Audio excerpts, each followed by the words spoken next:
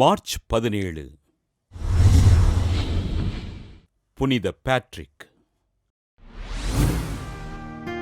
Scotland நாட்டிலுள்ள கில்பேட்ரிக் நகரில் வாழ்ந்த கால்பர்னியஸ் கொன்செசா பெற்றோருக்கு கிபி 387 ஆண்டு பிறந்தார் பேட்ரிக்.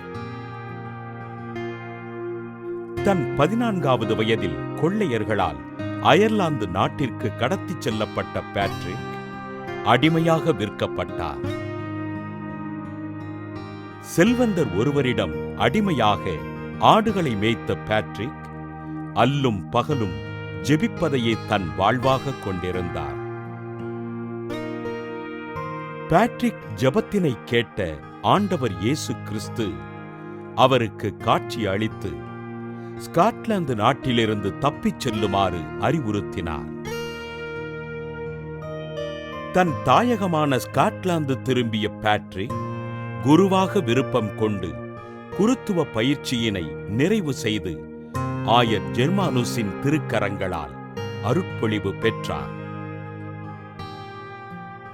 கிபி 433 ஆண்டு மார்ச் 25 நாள் ஆயராக திருநிலைப்படுத்தப்பட்ட பேட்ரிக் ஆண்டவரின் நற்செய்தியினை அறிவிப்பதற்கு மீண்டும் அயர்லாந்து சென்றார்.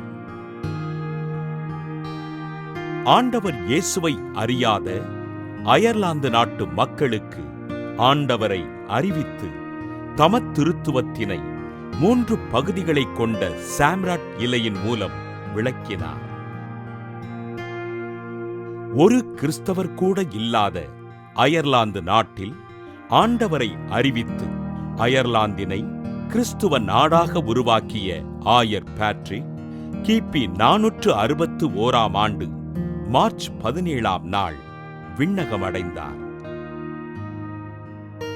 அயர்லாந்து மக்களிடம் இறையரசினை கட்டி எழுப்பி இறைவனை அறிவித்த ஆயர் பேட்ரிக்கினை திரு அவை புனிதராக உயர்த்தி பாம்பு கடியினால் பாதிக்கப்பட்டவர்களுக்கு பாதுகாவலராக அறிவித்தது.